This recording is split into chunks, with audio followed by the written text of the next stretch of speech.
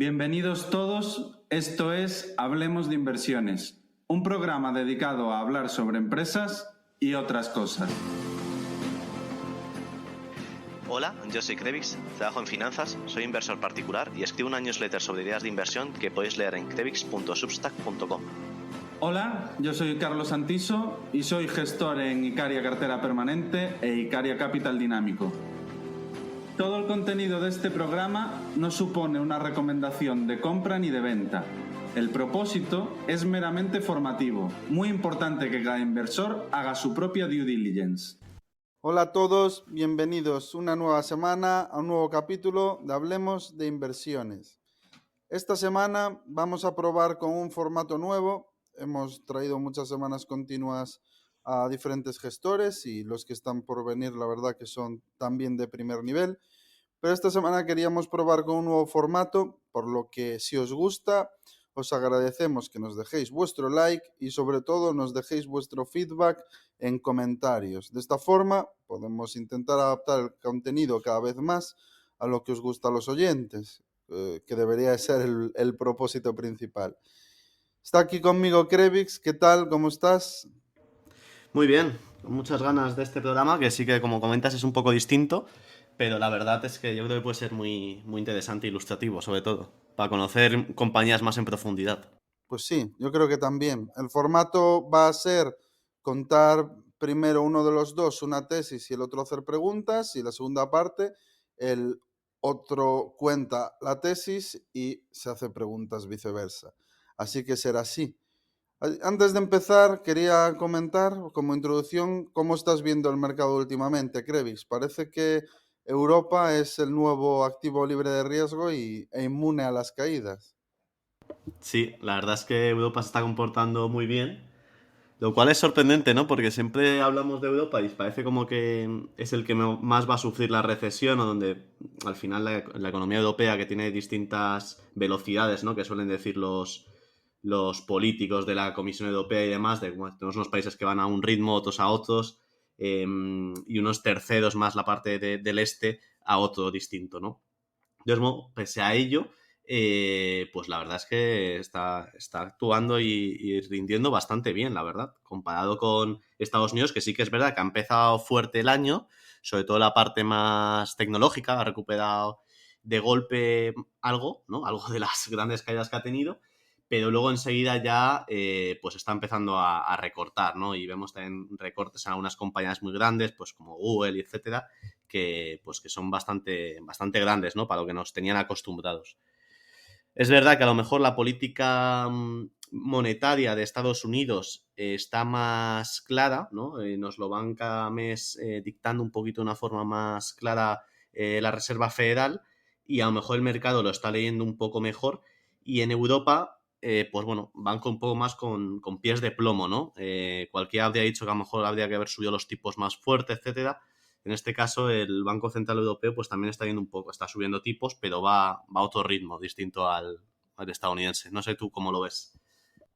Sí, me sorprende bastante. Parece ahora un pick bastante mainstream el estar a lo largo de Europa. Los flujos están yendo allí en masa. A mí me sorprende. Yo creo que, bueno, Estados Unidos está más avanzado en el ciclo y parece como que hay una mayor probabilidad de recesión, pero yo creo que es más bien por eso, por un tema de timing. Y creo que en Europa pues nos queda bastante por ver, vamos más retrasados en el ciclo, creo que la inflación persistirá durante más tiempo y veremos cómo se sale de ello. Desde luego, no soy tan optimista como el mercado con Europa, la verdad. No sigue pareciéndome un pick tan evidente con respecto a Estados Unidos como está viendo ahora mismo gran parte del mercado. Pero bueno, estas cosas son muy difíciles de predecir, así que el tiempo dirá. Hoy nos traes una compañía encima que es europea, ¿no? Sí, me meto con Europa, pero en realidad el 75% de la cartera está en Europa, en mi caso, así que puede parecer un poco incongruente. Bien, es cierto que de ese 75% son compañías pequeñas, por debajo de los 1.000 millones.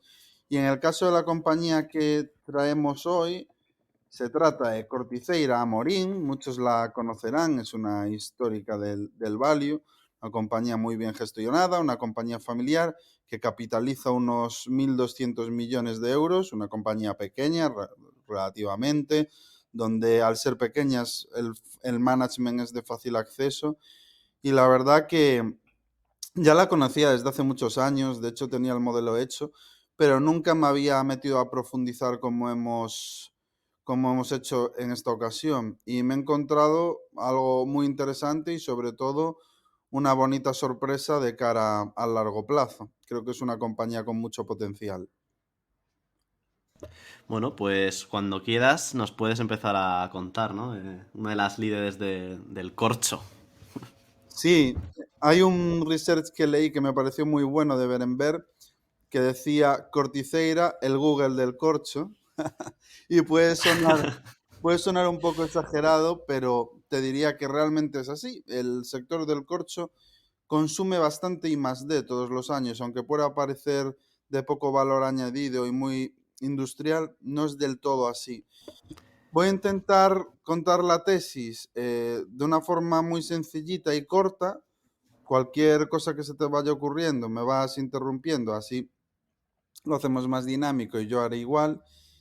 Y lo dicho, vamos con ello a ver cómo se da. Pues Corticeira Amorim, como he dicho, líder del corcho, se supone que es un oligopolio, para mí más bien es un monopolio y me explico. Tiene el 40% de cuota de mercado en tapones de corcho, el segundo, que es Oeneo, tiene un 18% y el tercero ni se le espera, ni aparece. ¿Por qué digo que es un monopolio? Porque en gran parte del espectro del producto, Oeneo no está presente. Oeneo está presente solo en mercado secundario, no tiene los acuerdos con los recolectores de mercado primario y principalmente presente en tapón técnico, que no es tapón natural, y entraré más adelante en qué significa. Con lo que realmente la cuota de mercado del 40% está prácticamente solo Corticeira. Todas las demás compañías que son competidoras son muy pequeñitas, familiares y bueno, no le hacen sombra. Tiene un dominio absoluto del mercado. El mercado del corcho, además, es un mercado que requiere mucha paciencia. Es un mercado de sembrar y recoger a largo plazo, pero esta es la realidad. Tal es así que el alcornoque dura 200 años, tiene una vida útil de unos 200 años. La primera cosecha se realiza tras los primeros 25 y luego cada 9. La primera cosecha de corcho efectiva es a los 34, es decir, tras 25 más los 9 que he mencionado, 34 ya empiezas a recoger corcho al alcornoque, por lo que imaginad, para recoger el principal producto de Corticeira son 34 años de espera. Eso es bastante largo plazo. El mercado del corcho está dirigido principalmente al mercado del vino, donde en el año 2000 tenía una cuota de mercado del 90%, aparece en el mercado del corcho un problema que se llama TCA, que es algo que se derivaba del corcho natural y que provocaba que en las botellas que estaba presente, al tomar el vino, supiese a cartón podrido. Vamos, básicamente acababa con todo el producto, no solo con esa botella, con todo el producto donde estuviese presente. Eso hizo que la cuota de mercado pasase del año 2000 del 90% al 50% en el año 2008, en favor de los productos sustitutos, que sería aluminio y bueno, productos de menor calidad. Corticeira, antes de 2008, como os decía, muy activa en I+D, todos los años investigando con fuerza, ya por esa época consiguió que el TCA no estuviese presente prácticamente en ninguno de sus corchos, hablamos de un 0,01%. Y además consiguió desarrollar una tecnología que se llama NDTEC, destinada al tapón natural, donde te puede garantizar con una certidumbre del 100% que ese corcho no va a tener TCA y con un coste de céntimos. por lo que tenemos principalmente en tapones de corchos el tapón natural, donde sí puede haber TCA, aunque es prácticamente imposible en el caso de Corticeira, no es así en el caso de otros competidores. Y por otro lado, el corcho técnico, que es un corcho tratado donde ya de por sí no puede estar presente el TCA, ya por su propia naturaleza. La tecnología de Corticeira, bueno, pues supone un valor añadido para los productores de vino que quieran garantizar que no va a haber TCA, aunque como ya digo, es prácticamente imposible en un tapón de Corticeira, pero te llevas esa certidumbre del 100%. Ahora mismo, después de estos avances a la hora de combatir TCA, todos estaremos de acuerdo en que el tapón de corcho en el vino es diferencial con respecto, por ejemplo, a un tapón de aluminio. Se ha recuperado la cuota de mercado desde el 50%, perdón, que os decía en 2008, hasta el 65% actual en 2022. Y sigue creciendo, robando cuota de mercado cada vez más. El productor que más crece es Corticeira, el que más cuota de mercado está ganando también, y lo que le está impulsando a crecer incluso por encima de lo que podíamos prever es que los licores más premium, como puede ser tequila, un whisky de ticket muy alto, de precio muy alto, también están empezando a integrar cada vez más tapones de corcho, lo que hace que Corticeira en bebidas espirituosas esté creciendo a doble dígito.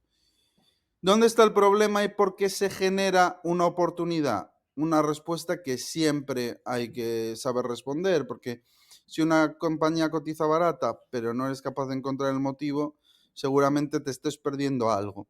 Bueno, por un lado, como he dicho, es una compañía familiar, por lo que el free float es pequeño, hablamos de un 29%. Está la familia Morín, que tiene un histórico de saber gestionar brutal.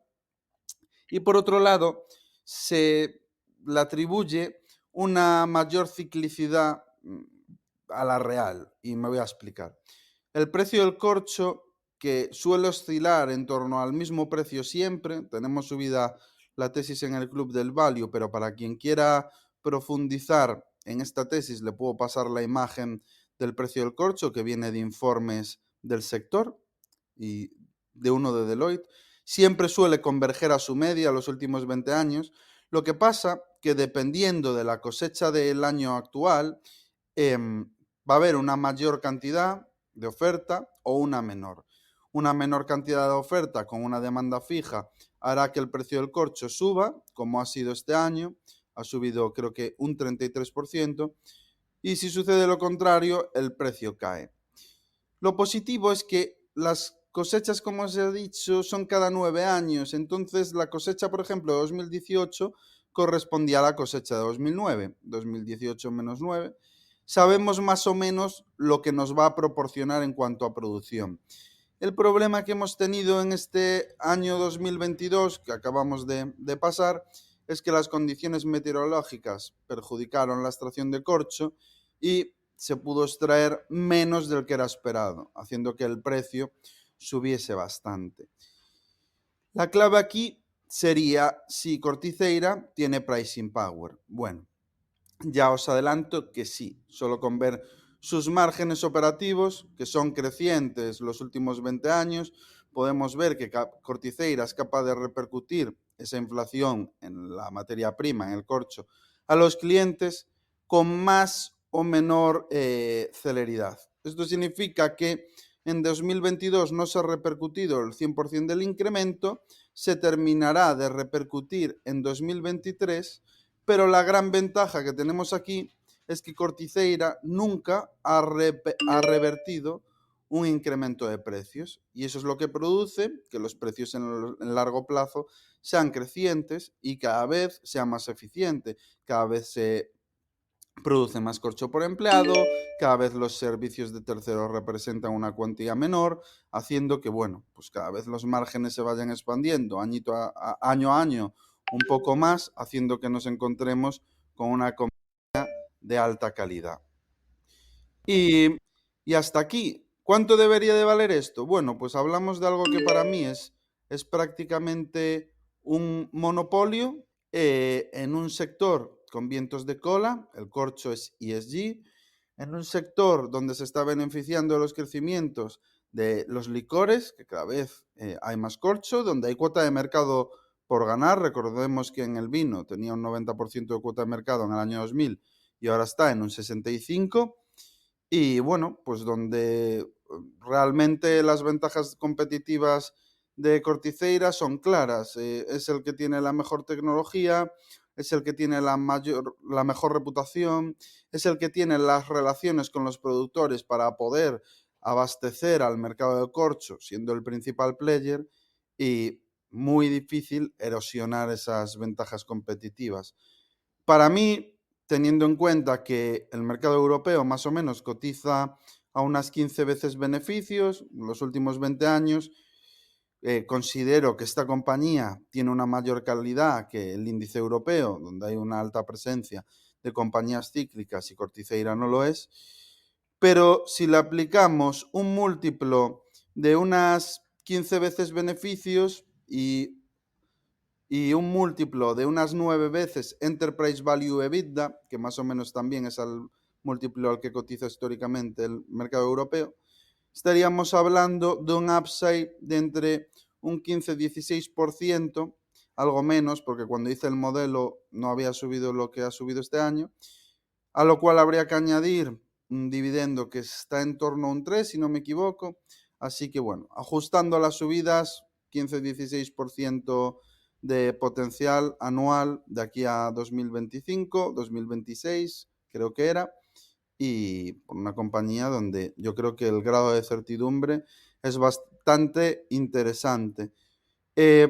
Podría pasarlo mal en caso de recesión, podría haber una contracción en ventas de, no sé, entre un 2 o un 4%, es bastante menos cíclica de lo que era en 2008, pero si nuestro horizonte de inversión llega a 3-4 años, aquí probablemente hagamos dinero. Como siempre, esto no es una recomendación de inversión, es muy subjetiva la inversión, como todos sabéis, y es la conclusión que sacamos en base a nuestro trabajo y a los diálogos con el management, pero es una de las tesis que ahora mismo nos parece que rentabilidad-riesgo es más atractiva.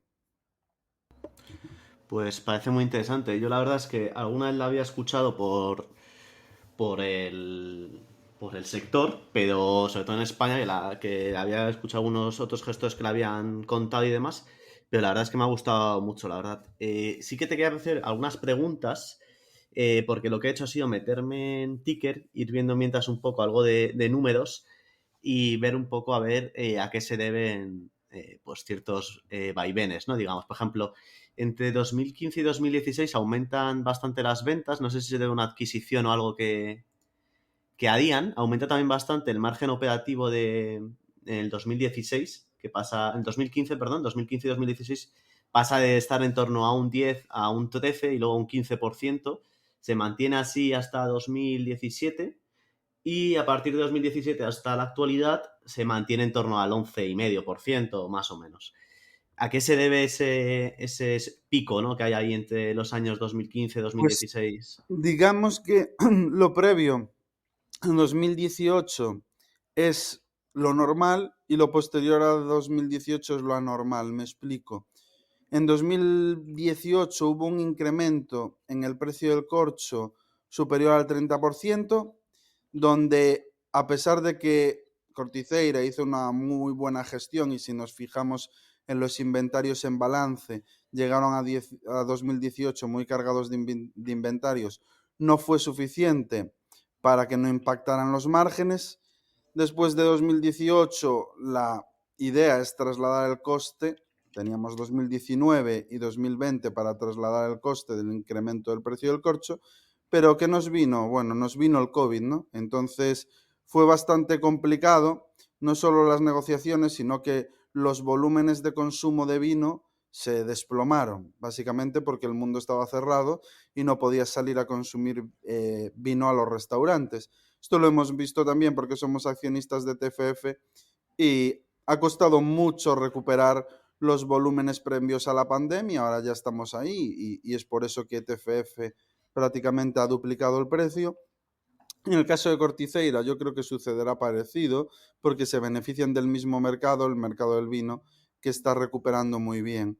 Entonces te diría que ha sido que 2018 fue una cosecha compleja que llevó el precio del corcho a unos niveles muy elevados, donde se iba a trasladar el coste, pero vino lo que vino. Se desplomaron los volúmenes tras la pandemia, están empezando a recuperarse y ahora mismo 2023 espera el management acabar con unos márgenes EBITDA de un 18%, si no recuerdo mal, que hablo de memoria, pero el objetivo de medio plazo para 2025 aproximadamente ya sería del 19%, que son prácticamente márgenes en máximos. Estoy hablando de memoria, que no tengo el modelo delante, cosa que debería tener, pero no creo que me equivoque porque lo tengo en la cabeza. Vale, pues otra de las preguntas es sobre más capital allocation. Estoy viendo que el BPA diluido en los últimos años tampoco ha crecido mucho, pese a que, oye, pues sí que las ventas sí que han mostrado una mejoría clara. ¿A qué se debe más que el BPA no haya aumentado? Estoy viendo, te lo digo los números, vamos, desde 2017, 0,55, 0,58, 0,55, 0,48 en 2020, bueno, el COVID, y este año, y el año pasado 0,56. ¿A qué se debe esto? O sea, el por qué el BPA no está creciendo, y luego un poco, pues si nos puedes contar un poco sobre asset allocation. Pues sí que has comentado que dan un dividendo del 3%. Bueno, pues ¿en qué se están centrando el management? Sí, a ver, el BPA está relacionado con lo que comentamos. Ten en cuenta que márgenes en 2015, 16, 17 y 18 incluido, más o menos, están en una media. Márgenes EBITDA, que son los menos volátiles, no les afecta la tasa impositiva, que puede, bueno, por diversas circunstancias puede variar. Me gusta más ir arriba. Los márgenes EBITDA están en torno del 18% de media esos 4 años, del 17,8%. En 2019, 2020 y 2021, por lo que acabamos de comentar, vino una pandemia. De 2018 hubo la repercusión en precios que no se consiguió trasladar por culpa del parón por la pandemia y demás. No se recuperaron los márgenes. Entonces pasamos de unos márgenes medios del 18% a unos márgenes medios del 15,5%, que evidentemente trasladan a la parte baja, que es el net income. Podría haber subido el BPA si hubiesen hecho recompras de acciones, podrían haberlo impulsado por ese lado, ya que por los márgenes se contrajeron. No lo han hecho, tienen una política más de dividendo que de recompras, aunque podrían haber utilizado ambas, porque la deuda neta sobre EBITDA desde el año 2018, que es de lo que estamos hablando, ha estado en el entorno de una vez deuda neta EBITDA de media, desde el 2018 a la actualidad. Ahora está por debajo de una vez. Entonces sí que podrían haber sido más activos en recompras. Lo que pasa es que Corticeira suele, en el caso de encontrar alguna oportunidad de M&A que puedan integrar, suele ser bastante oportunista y salir de compras. Lo que hace Corticeira es que ellos acuden a mercado primario, a diferencia de Oeneo, que va a secundario, y en mercado primario no quieren perder nada del corcho que compran. Entonces, todo corcho que no les sirva para tapones o que sobre, ellos lo utilizan para sus otros segmentos que añaden EBITDA, como puede ser paredes de corcho, aislantes, bueno, otras historias más ligadas al mundo de la construcción que al mundo de los tapones de corcho. Estamos hablando de que los tapones de corcho son algo más del 70% de las ventas y el resto otras divisiones para aprovechar ese corcho. La pregunta puede ser, joder, ¿cómo siendo más cíclico y teniendo márgenes peores las demás divisiones, por qué se mete en ese jardín? Bueno, porque al final es algo que si no se fuese esos segmentos se tiraría el corcho, es decir, generaría cero, y en el caso actual no se está tirando y está aportando ventas y está aportando EBITDA. Esa es un poco la explicación y el capital allocation, que podría ser algo mejor. Lo que pasa es que esta gente si se pasa de algo es de conservadora, quizás peque en exceso de ello. Y bueno, sí que podría haber una mayor eficiencia por ese lado. Pues genial, yo creo que no te has mojado mucho, no te has arriesgado mucho con la idea, yo creo. Parece bastante estable y sólida la compañía. Hay pocos sitios por donde meterles manos, ¿no? Buen management, conservador, sí que se les ve, la verdad. Pero oye, pues una buena compañía que genera caja y genera ingresos y está creciendo. Poco a poco, ¿no? Pero crece y soporta bastante bien la volatilidad. Pues nada, yo creo que por mi lado no hay más preguntas. Si algún oyente también nos quiere dejar alguna pregunta sobre alguna de las compañías, que utilice los comentarios o que nos lo pongan por Twitter cuando pongamos el episodio, que yo creo que también les puede venir muy bien. Y nada más. Perfecto. Pues si quieres vamos con la otra parte. Ahora voy yo a por ti. Perfecto. Yo os voy a hablar sobre Activision Blizzard y la situación actual. Os voy a contar una de las empresas decanas, digamos, del mundo del gaming. Una de mis primeras tesis de inversión que hice públicas también en 2017 o por ahí. Y la verdad es que creo que actualmente hay una oportunidad muy interesante, tanto si sale la operación como la compra de Microsoft, ¿vale? Que quiere comprarla a $95, como si no sale. Así que nada, os voy a contar un poco sobre la compañía y a ver qué os parece. Sí, pues venga, vamos allá. Voy a hablar sobre Activision Blizzard, una de las compañías más importantes en el sector de los videojuegos, una de las más grandes y posiblemente de las más seguidas. Saltaba hace unos meses la noticia de que Microsoft iba a comprar la compañía a un precio de $95 por acción, o lo que es igual a valorando la compañía en 68.7 billones de dólares. Enseguida todo el mundo entraba un poco en shock. Joder, pues una adquisición súper grande. El regulador enseguida pues saltaba y decía, oye, aquí tenemos que hablar, ¿no? Entonces, bueno, os voy a hablar de la compañía para que tengáis una imagen de cómo es la compañía, qué es lo que ha estado haciendo durante los últimos años y luego que valoréis vosotros mismos si os parece de acuerdo que el deal se haga o que no se haga, ¿no? Y en ambos casos ya os digo que la TIR va a ser bastante interesante para el inversor. Ya sea si se hace o no, en caso de no hacerse, la valoración a la que estaría la compañía también es bastante interesante. Pero bueno, vamos a ello. En cuanto a Activision Blizzard, lo que tenéis que saber, bueno, pues es una compañía que, aunque lleva el nombre de dos empresas, en realidad son tres empresas dentro, grandes, tres segmentos: Activision, Blizzard y King. Por desarrollarlo un poco, Activision son los dueños y los publishers del Call of Duty, de la serie del Call of Duty, el videojuego franquicia, un juego que sale prácticamente cada año, en torno a octubre, de los juegos más vendidos sin duda cada año. Y es verdad que sí que hay bastante diferencia cuando lo desarrolla un estudio u otro, ¿no? A veces el desarrollo cada año lo va haciendo un estudio distinto y hay algunos estudios que tienen más flor, digamos, ¿no? Yo creo que son más buenos y al final pues se nota cuando hacen un buen producto. Nada, los últimos videojuegos que han hecho es el Call of Duty Modern Warfare 2. Es uno de los juegos que han utilizado el nombre de un videojuego hace casi 10 años y que sin duda ha sido todo gran éxito. Y luego tiene un juego que es basado en el Call of Duty, que es el Call of Duty Warzone, que es una especie de... Bueno, es un rey de la colina, como se denomina, ¿no? Un juego por equipos individual en el que solamente puede quedar un equipo o una persona, estilo como Fortnite o PUBG o Apex Legends, el cual este es un juego gratuito que lo monetizan a través de Game Pass y de Season Pass, perdón, y de micropagos, ¿no? Pues venta de skins y demás. Una parte que tiene unos márgenes brutos bastante altos, porque pues normalmente estos micropagos, si los hacen en ordenador, los hacen a través de su plataforma, por lo cual todo te entra directamente a la compañía, no tienes unos costes extra por ellos.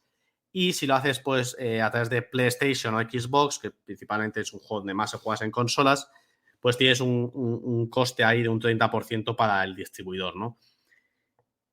Luego, por otro lado, tenemos la parte de Blizzard, que es uno de los estudios que lo adquirieron primero en 2008, se juntó, se fusionó y que finalmente terminaron de completar la adquisición en 2013, porque Vivendi, que era el grupo francés que era dueño de Blizzard, Vivendi, que es este grupo francés tan grande, que también ha sido dueño de Universal Music Group, que acaban de hacer hace nada la spin-off. Pues bueno, siempre ha tenido una posición dentro de cuando se hizo la adquisición, la fusión, perdón, cuando se hizo la fusión el 9 de julio de 2008, Vivendi tenía el 54% de esta fusión, ¿vale? Más adelante, pues bueno, en este momento Blizzard destacaba mucho su videojuego estrella, que siempre ha sido el World of Warcraft, pero bueno, pues así mismo tiene juegos como el Warcraft, Diablo, StarCraft, Hearthstone, Overwatch actualmente. Entonces son juegos de mucha calidad, de juegos para unos fans bastante férreos y nada, al final una marca con una calidad tremenda, que sí que es verdad que en los últimos años a lo mejor has tenido un poco pérdida de creatividad y ha perdido muchos jugadores por algunos temas de ser más monótono en la forma de trabajar y de los nuevos videojuegos que han ido saliendo, pero bueno, sin duda una marca clave que vende por sí sola, ¿no? Y luego la tercera pata es King, que es una compañía de videojuegos móviles, principalmente su juego más vendido, que es el juego más vendido del mundo el juego más descargado del mundo en móviles es el Candy Crush, toda la saga del Candy Crush, y bueno, luego tiene pues varios superventas, sin duda, pero el más famoso y más reconocible para los oyentes va a ser el Candy Crush, ¿no? Que veis a los políticos jugarlo en el Congreso. Bueno, entonces nada, cuando Activision se fusionó con Blizzard en 2008, como os comentaba, Vivendi sí que tenía una parte del stake. En los años siguientes fueron comprando esta parte del stake y luego ya finalmente, que fue en 2013, cuando ya se deshacen completamente de su stake Vivendi, pasa a un grupo dominado por Bobby Kotick, que es el actual CEO y presidente de Activision Blizzard, junto con Brian Kelly y Tencent, que también estaba en este grupo inversor. Creo que en 2013 es cuando ya a Vivendi le quedan en torno a 12% de la compañía simplemente, y en 2016 Vivendi anuncia que ya ha terminado de vender todas sus acciones. A partir de ahí la compañía pues tienden a trabajar los distintos segmentos separados, ¿vale? No se juntan, Activision trabaja por un lado, Blizzard por otro y King por otro, ¿no? Intentan hacer varios ataques o entrar en la parte de videojuegos y eSports, videojuegos profesionales, con un poco de mal éxito. Sí que tiene una división que es la de la Major League Gaming, que la MLG, que es como la liga profesional de videojuegos en Estados Unidos, que sí que tiene más éxito, organizan torneos, etcétera. Bueno, es una compañía que siempre ha ido muy pues con unos juegos muy muy potentes, tanto por la parte de Activision como de Blizzard, y ha sido como la que ha ido liderando un poco al sector, ¿no? Luego, más adelante, pues empiezan a ocurrir distintas cosas, ¿no? Pues bueno, tienen algún mal lanzamiento por la parte de Activision, encadenan como 3 años sacando juegos de Call of Duty que no venden lo suficiente. La parte de Blizzard sufre unos problemas, como os comentaba, de índole más creativo, pérdidas de desarrolladores, denuncias por acoso laboral y sexual en el trabajo. Así que bueno, se complica un poco la historia y bueno, darán un poco lavado de imagen. Activision vuelve a petarlo con el Call of Duty Modern Warfare 1. Lo hacen muy bien y sacan, con la fiebre que está empezando a ser el Fortnite, sacan un juego que es el Warzone, como os comentaba, que es un Battle Royale, que tiene un éxito tremendo, ¿no? Y que a través del Warzone pues consiguen monetizar usuarios que antiguamente, o jugadores que simplemente monetizaban con una compra directa de un videojuego de $60 en ese momento, que compraban el Call of Duty y ya está, jugaban al modo multijugador y fuera. A partir de ahora comienzan a comprarse el juego y aparte entrar al Warzone. El Warzone, digamos que es como una escisión del juego en la que es un modo de juego distinto y que se monetiza, pues como os comentaba, a través de micropagos. Estos micropagos hacen que los márgenes les mejoren gratamente. De hecho, me voy a ir abriendo para que el modelo lo tengo por aquí. Y los mouse, los usuarios mensuales activos, se disparan, ¿no? Esto es en 2019. Justo coincide con la que el lanzamiento del Warzone es en el Q1 de 2020. Tienen un gran lanzamiento, funciona muy bien. Q1 2020 se junta con el COVID, todo el mundo encerrado en sus casas, aumentan los usuarios mensuales activos jugando. Todas las áreas continúan mejorando, ¿no? De hecho, la parte de King, por ejemplo, que es una compañía que siempre ha tenido en torno a 250, 260 millones de jugadores activos, pues durante el COVID se va a 270, casi 280 en algunos meses. Y luego ya empieza a relajarse, ¿no? Un poco ya hasta volver a los 250 y en los últimos trimestres había bajado ligeramente. En cambio, por otro lado, el Call of Duty continúa muy fuerte durante los últimos 2 años, 2021 y 2022, y por otro lado lanzan una cosa que aumenta mucho los usuarios mensuales activos, que es el Call of Duty en formato móvil, que enseguida gana casi 100 millones de usuarios. Con los años ha ido cayendo, ¿no? Pero en 2019 pues es un gran boom, ¿no? Si os ponéis en un gráfico y veis cómo han ido evolucionando los usuarios mensuales activos, pues el Activision pasa de en torno a 50-40 millones a 130 millones de golpe. Este aumento tan fuerte es debido a los usuarios de móvil que los contabilizan en la parte de Activision. Por otro lado, tenemos como la vaca lechera, que es Blizzard, que bueno, pues a pesar de no haber estado triunfando mucho y que en 2017, incluso en 2010, pues era una compañía con 50 millones de usuarios activos, de los cuales más de 20 millones pagaban una suscripción mensual para jugar al World of Warcraft, pues bueno, va decayendo poco a poco. Actualmente está en los 45 millones gracias a un buen lanzamiento de Overwatch, pero en general ha ido cayendo en los últimos años en torno a un 29-30 millones de usuarios activos, ¿no? Entonces, bueno, sí que es verdad que es muy estable, pese a que los videojuegos que han lanzado no han funcionado todo bien y han tenido muchos retrasos en nuevos lanzamientos, pero bueno, es una compañía muy sólida dentro del sector, que normalmente ha estado cotizando por encima de 20 veces beneficios y bueno, pues para que veáis, ¿no? Un poco es una compañía pues que genera mucha caja, que tiene un free cash flow muy alto porque el CAPEX que necesitan para desarrollar estos videojuegos es muy pequeño, ya que al final Call of Duty no deja de ser cambios y demás, pero no le dedican un gran CAPEX comparado con el porcentaje, un CAPEX siempre mirándolo comparado con el porcentaje de las ventas que hacen, ¿no? Entonces, bueno, para que os hagáis una idea, las ventas de Activision han pasado en 2016 de ser de 2.200 millones a 2022 ser de 3.200, ¿vale? Entonces, mientras que, por ejemplo, las de Blizzard se han mantenido en torno a los 2.000 millones, 2.100, 2.200, etcétera, durante todos estos años. Y la parte de King sí que ha mejorado gratamente, que en 2016 hacían 1.500 millones y en 2022 hacen 2.785 millones, casi han duplicado. Entonces, bueno, para que veáis un poco cómo han ido evolucionando los distintos segmentos, digamos que Blizzard mucho más estable, con unos márgenes operativos altos. Los márgenes operativos, el EBIT margin de Blizzard es en torno al 32%. Ha habido años en los que han sido del 40, 35, etcétera, pero actualmente son del 31%.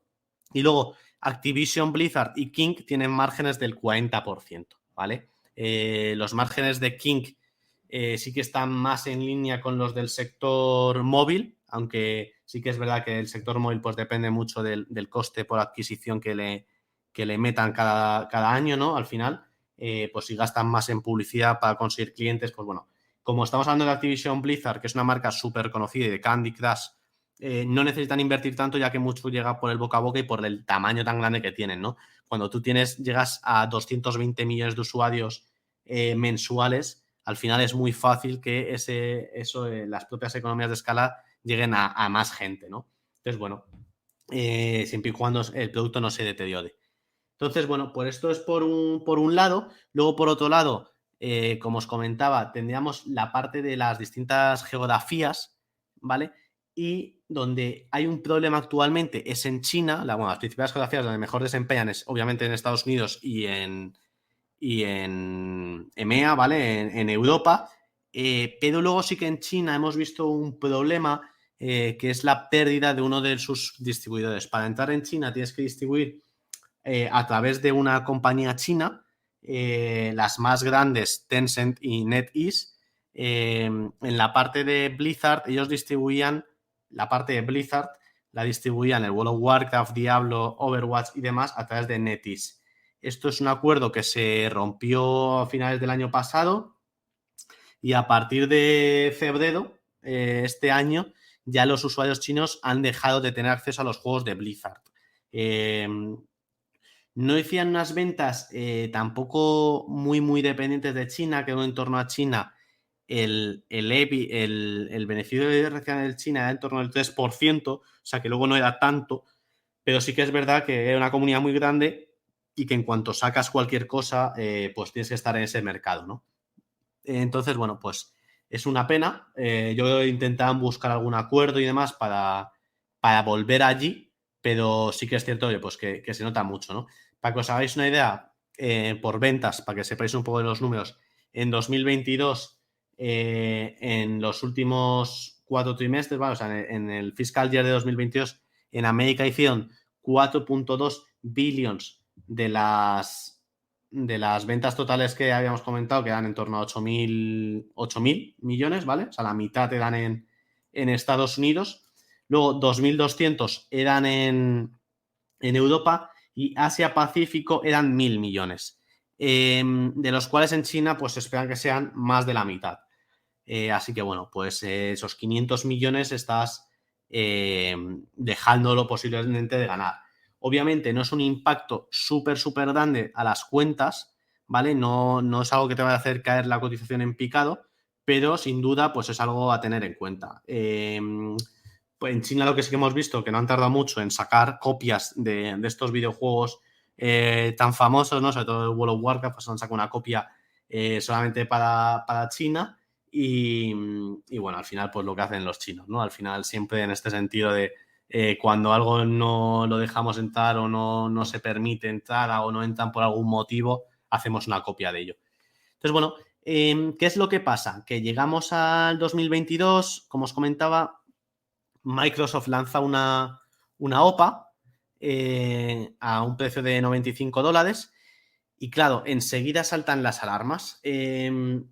¿Por qué? Porque Microsoft es la dueña de Xbox, que es la principal competidora de PlayStation, como bien sabréis, y luego tenemos a Nintendo en otra parte de consolas, pero son ya más consolas móviles, y luego por otro lado tenemos a los servicios o proveedores de cloud, que son por ejemplo el Nvidia Game Pass, el Game Pass del propio Xbox y el Game Pass de... Bueno, también estaba Stadia, pero lo cerraron de Google y queda Cloud Gaming, y luego también está el proveedor de PlayStation en la parte de Game Pass. Entonces, bueno, ¿qué es lo que tenemos en esta situación? Pues tenemos que los principales proveedores se asustan un poco diciendo, oye, pero si estos tíos compran Call of Duty, ellos son los dueños de Xbox, sí que es verdad que sabemos que PlayStation es archiconocido por hacer exclusividades de sus juegos que solamente se pueden jugar en la consola PlayStation. ¿Qué va a ocurrir aquí?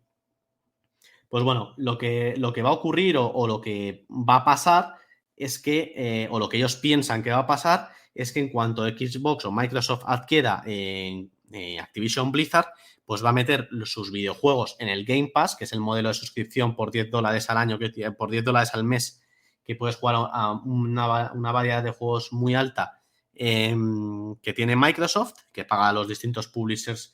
No tienen por qué ser juegos de Microsoft puros. Pues, de hecho, Embracer, por ejemplo, es una compañía que suministra bastante a Microsoft, otras compañías como Take-Two también, etcétera, ¿no? Llegan a acuerdos con las compañías, les pagan una parte, introducen el juego en el Game Pass y así ellos captan más usuarios que pagan $10 al mes. Entonces, bueno, se asustan mucho las principales compañías, pero sobre todo Sony, porque Sony se estima que tiene en torno al 80% de la cuota de mercado de jugadores de consola de Call of Duty.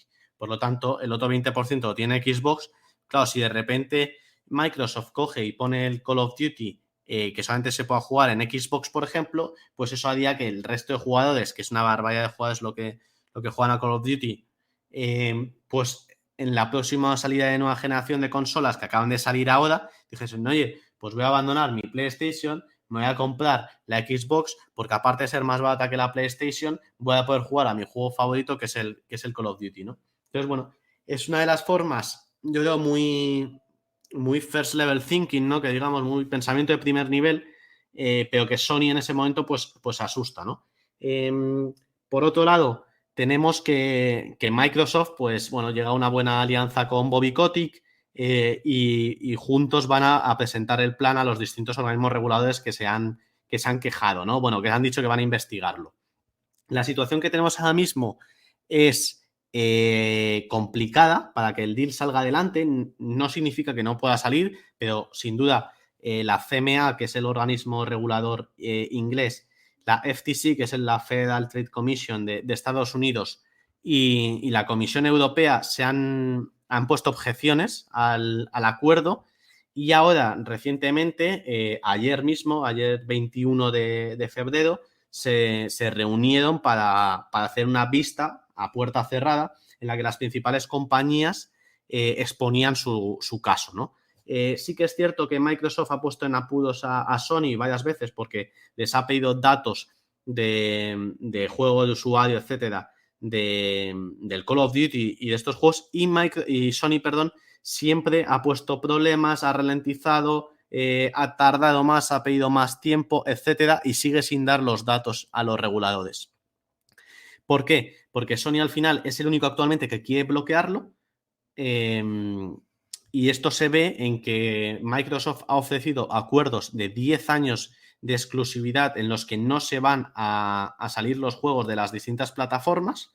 De hecho, le ofrecieron 10 años a Sony de que el compromiso que no iban a sacar el Call of Duty de PlayStation, 10 años de que los juegos de Xbox podrían estar accesibles en Nintendo Switch, y 10 años en los que estarían los juegos de Xbox disponibles para Nvidia Game Pass. Nvidia ha aceptado, luego Nintendo ha aceptado también el acuerdo, y el único que no ha aceptado es Sony, que obviamente 10 años le deben parecer pocos y no quiere. Yo creo que Sony tiene la idea mal concebida de que las franquicias duran para siempre, y no es así. Hemos visto como antiguamente el rival del Call of Duty era el Battlefield de EA, y ha ido poco a poco perdiendo cuota de mercado una barbaridad después de malos lanzamientos. Hemos visto también como antiguamente veíamos al FIFA luchar con el Pro Evolution, y finalmente el Pro Evolution cayó y se quedó solamente el Call of Duty. Nadie sabe de aquí a 10 años lo que va a pasar y qué puede pasar con el Call of Duty, ¿no? No te garantiza nada. Entonces, bueno, pues es algo a tener en cuenta, cómo está la situación, y que yo creo que es bastante importante saber que oye, pues que el único que se está aquí oponiendo claramente es Sony. Luego también Google había levantado algunos problemas, pero vamos, nada que fuese muy dramático. Simplemente ellos anteriormente pues tenían el Stadia, y también levantaba un poco de problemas, pero ahora que han cerrado el Stadia no deberían de tener muchos problemas. Sí que en general lo hacen más por la parte de Microsoft, oye, que al final son competidores de Microsoft y al final es un player cada vez más grande, ¿no? Entonces, bueno, tenemos que Xbox ha cerrado el acuerdo con Nvidia GeForce Now, que es como se llama el servicio de streaming. Para la parte cloud, tenemos que cerrar el acuerdo con Nintendo. Tenemos que el resto de compañías como Electronic Arts, Ubisoft, Embracer, todos han dado su ok al deal, creen que mejora la competencia, y de hecho es una de las cosas que más se habla de que, y lo que está buscando Microsoft es abrir más y salir un poco de la dictadura de exclusividades que tiene Sony. De hecho, el juego más vendido el año pasado ha sido el nuevo God of War Ragnarok, exclusivo de Sony, Uncharted exclusivo de Sony, Spider-Man exclusivo de Sony. Bueno, hablo de Sony cuando me refiero a PlayStation. Es una compañía que está acostumbrada a lanzar exclusivos y aprovecharse de ello para tener más cuota de mercado y dominar el mercado. lo cual siempre ha fastidiado mucho a muchos jugadores, pues que les ha obligado a comprarse otra consola si querían jugar a algún juego en concreto, etcétera. Es curioso que ahora mismo la compañía que más ha practicado esto sea la compañía que ahora se está quejando de que una compañía quiera abrir el universo de Call of Duty a todos y es cuanto menos pues paradójico. Así que bueno, en cuanto a un poco números para que tengáis en la cabeza, pues bueno, Activision Blizzard tiene unos márgenes brutos del 70%. Son unos márgenes brutos, como os comentaba, que han ido mejorando gracias a la integración de su propia plataforma y de las ventas a través de su propia plataforma, que es Battle.net, y del lanzamiento, como os comentaba, de la parte de micropagos en la parte de Warzone, ha hecho que muchos ingresos entren sin ese coste asociado de ese 30% o inferior de las plataformas. En la parte de PC y en la parte de los consolas sí que lo tienen, pero creo que es inferior en torno a un 20%, que sean las plataformas por ello, lo cual han hecho mejorar los márgenes brutos de en torno al 60% al 70%, 10 puntos porcentuales. Luego, en cuanto al margen operativo, es una compañía que ha pasado un margen operativo en torno al 20-25% a márgenes operativos de los últimos 2 años 35-38% y este último del 22%, y un margen de beneficio neto del 20%, ¿vale? En años anteriores hasta en torno al 30%. En cuanto al free cash flow que genera, pues bueno, tiene muy poquito CAPEX. En cuanto al CAPEX, gastan en torno a 90 millones al año, 100 millones al año aproximadamente, 150 los años que más, y en cambio pues tienen un cash flow operativo de en torno a 2.2 billions de dólares, ¿no? Entonces, bueno, te da un free cash flow en torno a 2.1 billions, tiene una posición de caja bastante grande ahora mismo, que la tengo por aquí anotada.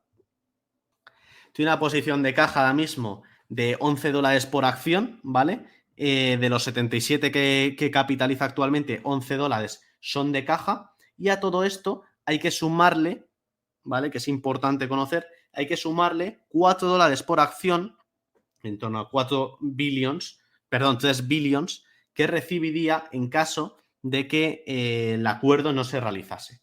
Por lo tanto, tenemos dos supuestos. Se completa el deal y Microsoft adquiere Activision Blizzard por $95 por acción. Por lo tanto, los accionistas que actualmente al precio actual, 77, precio de hoy de mercado, ganarían un 24% prácticamente. O el deal se rompe, Microsoft tiene que pagarle, si se rompe antes de junio, 2.5 billions, si se rompe después de junio, 3 billions, teniendo en cuenta que van a ir a luchar hasta el final, en todo caso serían 3 billions, es lo que se conoce como la breakup fee, la comisión de ruptura. Por lo tanto, tenemos... también hay una tercera opción, que sería una que propone la CMA, pero que yo creo que está fuera de todo espectro, que ahora mismo sería la desinversión de algunos de los activos, es decir, que comprasen Activision Blizzard sin Activision, ¿no? Que comprasen Blizzard y King, o que dejasen Blizzard fuera y fuese solamente Activision y King, por ejemplo. Estas opciones dice el regulador inglés que lo vería correcto. Yo creo que esto está fuera de la mesa actualmente. Yo creo que actualmente ellos van a pelear con que tienen acuerdos con todos los grandes y el único que se opone es Sony, y intentar pues llegar a algún acuerdo con Sony, cediendo algunos temas para que el regulador vea el propósito bueno de que tiene Microsoft para hacer en el mundo de los videojuegos. En definitiva, si actualmente Activision Blizzard cotiza a $77, tenemos que en caja tiene $11 por acción, más $4 que se sumarían, bueno, que se restarían del precio para calcular el Enterprise Value. Teníamos un Enterprise Value de $62, es decir, 77 menos 11 menos 4. Esos $66 por acción que tiene de Enterprise Value, en torno a van a hacer un beneficio por acción en torno a $3,5-4. Tendríamos Activision Blizzard cotizando en torno a 16 veces beneficios, si la compras actualmente a 77. Si esperas a que salga el deal, que posiblemente la acción caiga, tampoco caiga mucho, yo calculo que en torno a los $65-68 por acción, pues ahí ya estarías comprando a un PER mucho más atractivo, pero en torno a 13, 14 veces. Y dependiendo de cuánto caiga. Y si se completa el deal, pues ganas un 25% de aquí a unos meses. Así que el anualizado puede ser muy interesante. Y hasta aquí la tesis. Espero no haberme alargado mucho. Yo creo que los principales puntos los he tocado un poco para que los oyentes supiesen un poco en qué consiste Activision Blizzard, que es una compañía bastante conocida, pero bueno, los que no conozcan mucho el mundo de los videojuegos, pues les habrá venido bien. Y las distintas opciones que ha puesto Microsoft sobre la mesa para sus rivales, que todos han aceptado prácticamente, menos Sony, y que aquí el único problema y las únicas zancadillas que está poniendo constantemente es PlayStation, por miedo a esa pérdida de hegemonía en el mundo de las consolas. Hay que tener en cuenta que PlayStation en agregado está dominando en torno a un 70-30.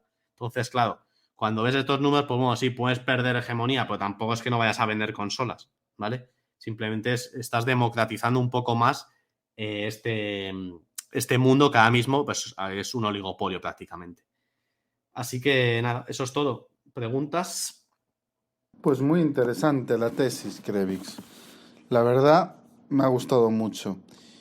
Quería hacerte un par de preguntas sobre la tesis. Una de ellas es, en caso de que no se lleve a cabo la operación de Money, parece que hay bastante descontado porque, bueno, hay una diferencia entre el precio de la operación y el precio de cotización importante, bastante relevante, lo que intuyo que hace que el mercado no esté considerando que se vaya a materializar.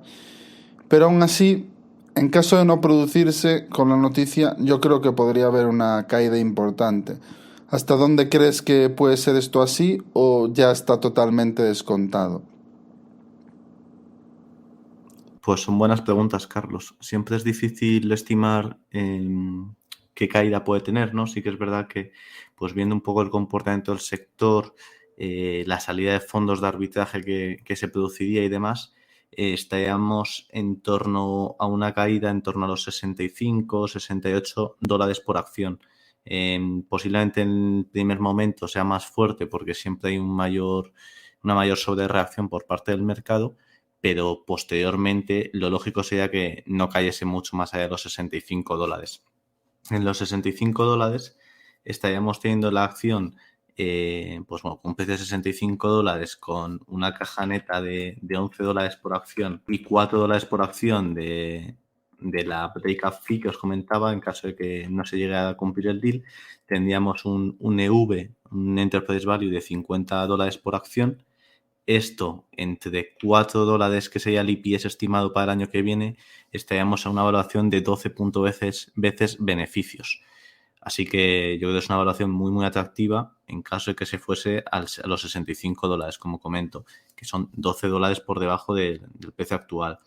Por otro lado, lo lógico sería que la compañía iniciase un programa de recompras, ¿no? Al tener tanto cash, tener casi 15 dólares en cash, es una absoluta barbaridad. Que de 65, 15 sean en cash es una cantidad muy grande, ¿no? La compañía nunca ha destacado por un gran asset allocation. Sí que es verdad que en esta situación no le quedaría otra que recomprar o dar un dividendo, hacer una tender o dar un dividendo, ¿no? Así que bueno, yo creo que actualmente está muy interesante.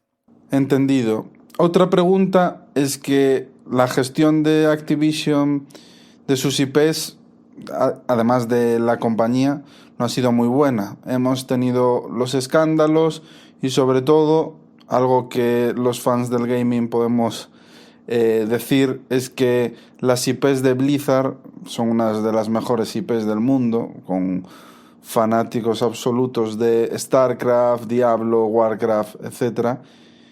Y se le ha dado un trato bastante nefasto por parte de Activision. ¿No crees que esto demuestra una mala gestión por parte del management? ¿No aprovechar el potencial que tienen todas estas IPs? Sí, no, también muy, muy bien planteada. Sin duda han tenido, como os comentado en la tesis, unas mejores IPs. En los últimos años sí que es verdad que las han descuidado un poco. Ahora parece que vuelven a darles un poquito más de cariño. sobre todo en la parte del Diablo, pues va a salir el Diablo 4. Recientemente salió el Diablo Immortals, que es la pata móvil, que eran 2 juegos que llevan mucho tiempo esperándose. Y por la parte de Activision, sí que es verdad que es donde más se ha puesto el cariño.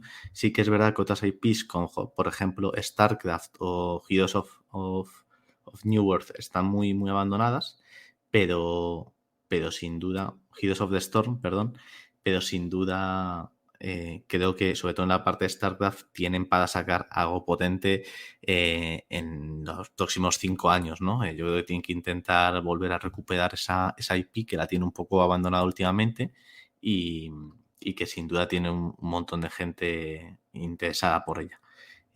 Por el otro lado, pues al final donde más usuarios tienen es en el World of Warcraft, que al final pues tiene unos usuarios muy, muy leales. Sí que es verdad pues que las últimas expansiones ya no captan tanto la atención del público más retail, ¿no? Porque es un poco más como, venga, pues otra y otra y otra, ¿no? Y ya no llama tanto la atención. Por ese lado está un poco más descuidado todo el universo de Warcraft. Por otro lado, la valoración actualmente parece bastante atractiva, sobre todo si tenemos en cuenta lo que tendría que pagar Microsoft en caso de no producirse, los beneficios actuales y demás. ¿Cuánto de recurrencia en los beneficios de Activision podemos esperar para que el múltiplo actual al que estamos comprando, en caso de no producirse la fusión, sea un múltiplo verdaderamente atractivo? Pues es buena pregunta también porque muchas veces estos beneficios al normalizar siempre nos hacemos un poco trampas al solitario.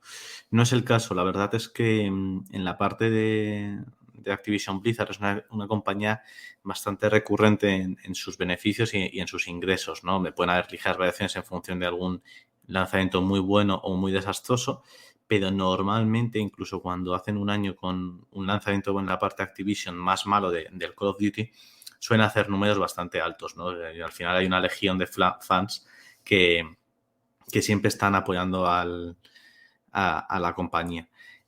Por poner un poco los números, Activision Blizzard este año ha hecho 3.200 millones.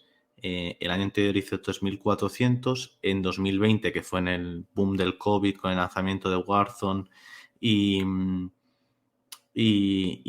uno de los mejores Call of Duty en ventas, se hizo 3.900 millones. En torno a los 3.000 millones, ¿vale? En un entorno normalizado sería lo normal, ¿no? En torno a 3.000, 3.200 millones. Había una reciente subida de $10 en los juegos AAA en general en todo el sector. Han pasado de valer 60, 70 y algunos 70, 80 en consolas. Por lo tanto, pues se nota también esto en la parte de las ventas, ¿no? Por ver un poco el beneficio de cada segmento, pues para que os hagáis una idea, el margen de beneficio que tiene el segmento de Activision siempre ha estado rondando en torno al 38 y el 45%. Sí que hay una variación en función un poco pues de cambios en la estrategia, en la parte pues cuando han tenido más importancia los micropagos, por ejemplo, ese beneficio ha aumentado, lo vimos sobre todo en 2020 y 2021, se fue hasta los 47 y 48% de margen de beneficios, lo cual es una absoluta locura, pero en lo normal y donde deberíamos normalizar es en torno al 40%, que es lo que ha hecho este año. Y lo que ha hecho en 2018 y en 2019, 2017 siempre está en torno al 38 y 40%.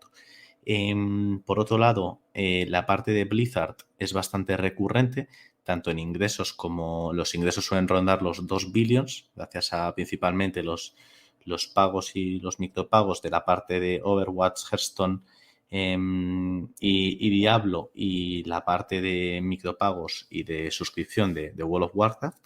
Así que la verdad es que por ese lado está bastante cubierto, en torno a hacer 2 billions, 1.9, 2 billions en ingresos, y los márgenes también han sido siempre bastante estables en torno al 30%. Algunos años mejor, como siempre decimos, ¿no? Pero lo normal sería estar en torno al 30-32% de márgenes de beneficio. Por otro lado, la parte de King, que es la parte de juegos móviles, pese a haber tenido un descenso en los mouse, los ingresos han ido aumentando, han ido bastante inversamente proporcional, ¿no? En 2016, que es cuando King tenía en torno a ver, lo tengo por aquí, en torno a 340 millones de usuarios y llegó a tener en 2017 290, que tuvo una caída importante en 2017. Ellos ya se estaban haciendo unas ventas en ese momento de 1.500, 1.900. Ahora mismo, con 233 millones, en uno de sus puntos más bajos en los últimos años, 233 millones de usuarios mensuales activos, está haciendo casi el doble que hacía en 2016. Es decir, con casi 100 millones menos de usuarios estás haciendo el doble de las ventas. Y el margen sigue siendo altísimo, siguen siendo márgenes del 40%. Otros márgenes que debemos de normalizar en torno al 38% aproximadamente.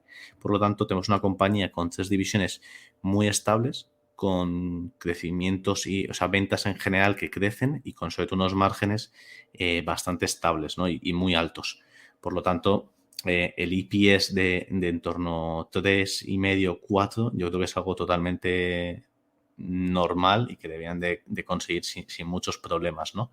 Sí que es verdad pues que puede estar afectado 2023 un poco por el tema de la recesión y demás, pero aún así las empresas con juegos AAA no suelen notar tanto la recesión cuando hay lanzamientos como otras compañías con más juegos AA, ya que el presupuesto anual, digamos, del jugador prefiere priorizar juegos AAA a juegos AA.